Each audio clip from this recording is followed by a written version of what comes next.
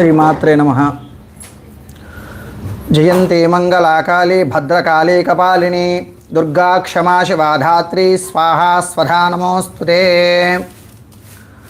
అధికమాస బహుళపక్ష విదయ మూలా నక్షత్రం విశేషించి పురస్సరంగా మేధా దక్షిణామూర్తి జ్యోతిష్యాలయంలో రుద్ర సహిత చండీ సప్తశతి హవనం ప్రారంభమైంది.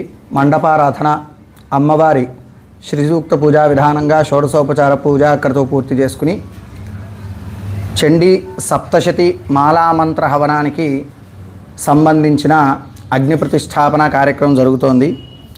మనము అమ్మవారి సప్తశతి హవనం గురించి లఘువుగా కాస్త విశేషాన్ని తెలుసుకుని అమ్మవారి హోమంలోకి ప్రవేశిద్దాం. చండీ సప్తశతి, సప్తశతి అంటే 700 శ్లోకాలు. వ్యాస భగవానుడు మార్కండేయ పురాణంలో ఈ అమ్మవారి స్థుతిని దేవీ మాహాత్మ్యము అని సంబోధించారు.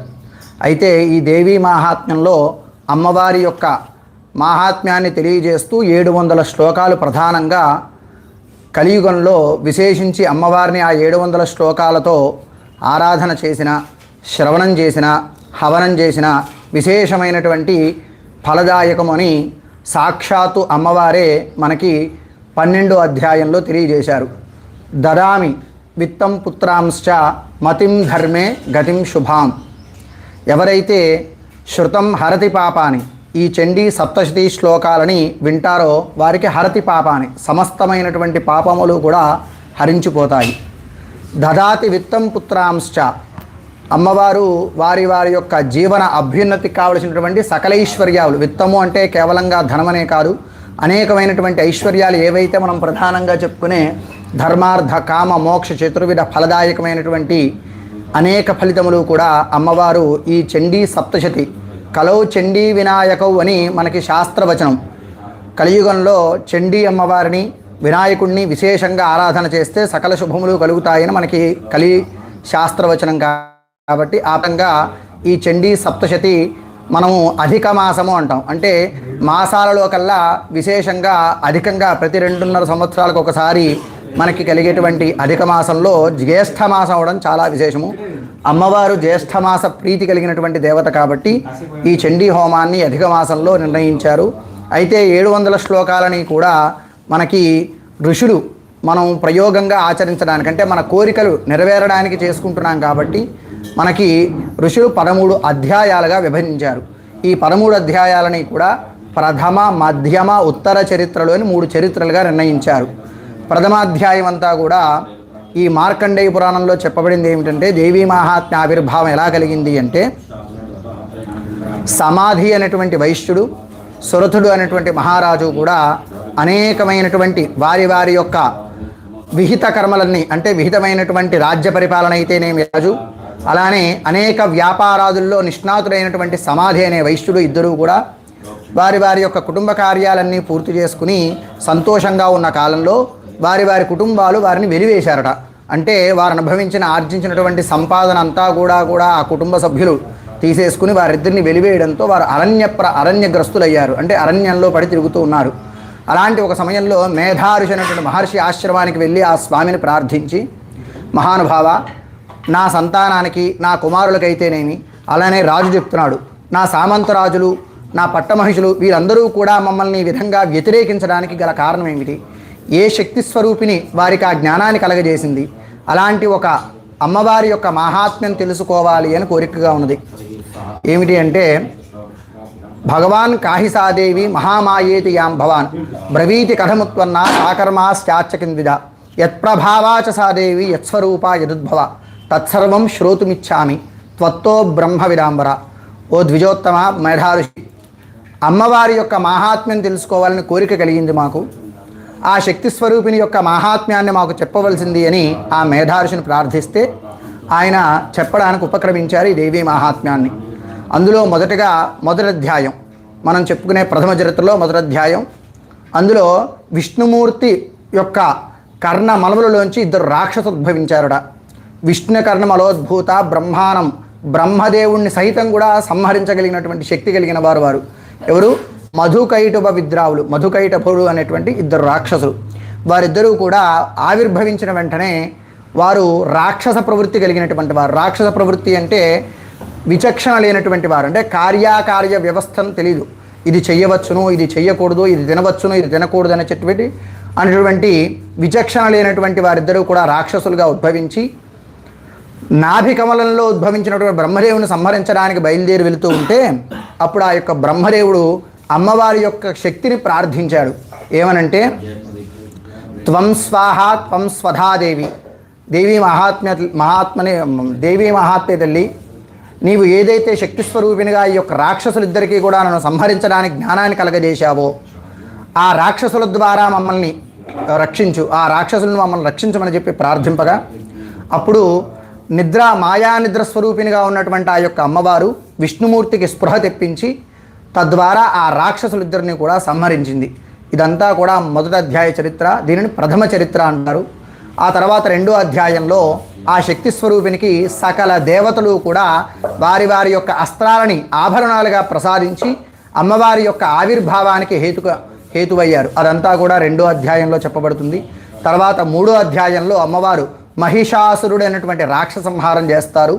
ఆ తర్వాత నాలుగో అధ్యాయంలో మహిషాసుర రాక్షస వధ చేసినటువంటి ఆ యొక్క అమ్మవారి శక్తి స్వరూపిణిని శాంతింపజేస్తూ దేవతలందరూ కూడా స్తుతి చేస్తారు. ఇక్కడ వరకు కూడా మొదటి మధ్య చరిత్రలు, ప్రథమ మధ్య చరిత్రలు ఈ నాలుగో అధ్యాయం వరకు కూడా చెప్పబడి ఉంటుంది. ఆ తర్వాత ఉత్తర చరిత్ర అంటే 5వ అధ్యాయం నుంచి మిగతా 9 అధ్యాయాలు అంటే 13వ అధ్యాయం వరకు కూడా ఉత్తర చరిత్రగా కీర్తిస్తాము. మహాకాళి, మహాలక్ష్మి, మహాసరస్వతి అయినటువంటి చండీ పరాదేవి అధిష్టాన దేవతగా ఉంటారు. అందులో భాగంగా ఆ 5వ అధ్యాయం నుంచి అమ్మవారు రాక్షస సంహారం ప్రారంభం చేస్తారు. శుంభ నిశుంభులు అనేటువంటి మహత్తరమైనటువంటి రాక్షసులు, శక్తివంతులు. ఆ రాక్షసులు దూత అమ్మవారిని చూసి అమ్మవారిని వివాహం చేసుకోవాలనేటువంటి కోరికలి వారి దగ్గరికి వెళ్ళారు. వెళితే అమ్మవారు చెప్తారు, నాయన మీ కోరిక సమంజసమే, అయినా కూడా ఎవరైతే నా యొక్క శక్తిని సంహరించి, అంటే ఎవరైతే నా యొక్క శక్తిని గెలిచి నన్ను ఓడిస్తారో వారినే నేను వివాహం చేసుకుంటాను అని చెప్పి నా ప్రతిజ్ఞ ఉన్నది. కాబట్టి నీ యొక్క అధిపతులైనటువంటి శుంభ నిశుంభులు అనేటువంటి రాక్షసులు నా దగ్గరికి వచ్చి నాతో యుద్ధం చేసి నన్ను గెలిచి వివాహం చేసుకోమని అమ్మవారు చెప్తారు. అదంతా కూడా 5వ అధ్యాయ చరిత్ర. ఆ తర్వాత 6వ అధ్యాయంలో ఆ మాటలు విన్నటువంటి రాక్షసులు వారి యొక్క సేనాపతులైనటువంటి రక్తాక్షుడు, ధూమ్రాక్షుడు, శతాక్షుడు అనేటువంటి రాక్షసులను ఇద్దరిని పంపివేస్తే వారిద్దరినీ కూడా అమ్మవారు అతి ఘోరంగా సంహరించగా ఈ వార్త తెలిసినటువంటి ఆ యొక్క రాక్షసులు వారి యొక్క రాక్షసుల్లో ముఖ్యుడైనటువంటి రక్తాక్షుడు అనేటువంటి రాక్షసుడిని పంపివేసి 7వ అధ్యాయంలో సంహరింపజేస్తుంది అమ్మవారు.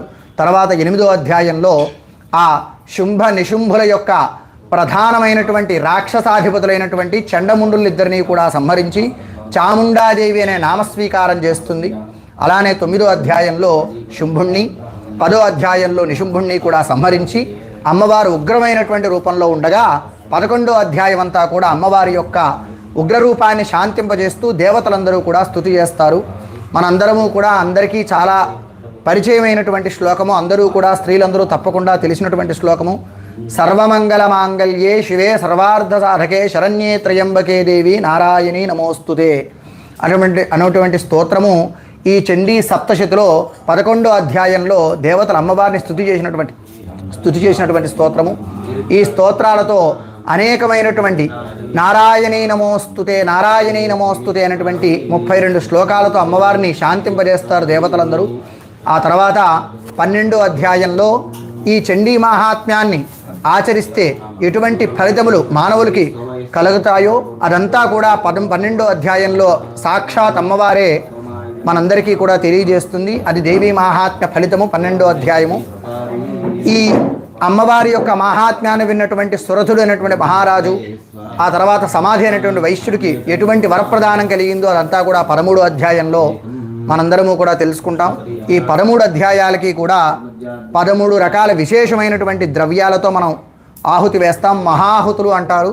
మొదటి అధ్యాయానికి కపిత్థ ఫలము, 2వ అధ్యాయానికి నారికేలము, 3వ అధ్యాయానికి మధుపుష్పము, 4వ అధ్యాయానికి భోగి ఫలం అంటే వక్క కాయలు, 5వ అధ్యాయానికి జామకాయలు బీజాపూర ఫలము, 6వ అధ్యాయానికి నారికేలము, 7వ అధ్యాయానికి కూష్మాండ ఖండము, 8వ అధ్యాయానికి ఇక్షుఖండము, 9వ అధ్యాయానికి కూష్మాండ సహిత ఇక్షుఖండము, 10వ అధ్యాయానికి మాది ఫలము, 11వ అధ్యాయానికి దాడిమి ఫలము, అలానే విశేషమైనటువంటి దృష్టి సంహారకారకమైనటువంటి ద్రవ్యాలు తోక మిరియాలు, తెల్ల ఆవాలు కూడా 11వ అధ్యాయంలో వేసుకుంటాం.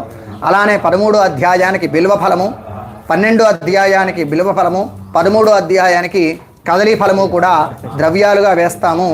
ఇవన్నీ కూడా అమ్మవారికి మహాహుతులుగా, అంటే 13 అధిష్టాన దేవతలైనటువంటి అధ్యాయ దేవతలందరికీ కూడా వారి వారికి ప్రీతికరమైనటువంటి ద్రవ్యాలతో మనం ఆహుతి వేసుకుని ఈ చండీ సప్తశతి హవనాన్ని యథాశక్తిగా అత్యంత భక్తి శ్రద్ధలతో ఆచరించడానికి ఉపక్రమిస్తున్నాం. అమ్మవారి యొక్క చండీ హవనానికి సంబంధించినటువంటి అగ్ని ప్రతిష్టాపన కార్యక్రమం ప్రారంభమైంది.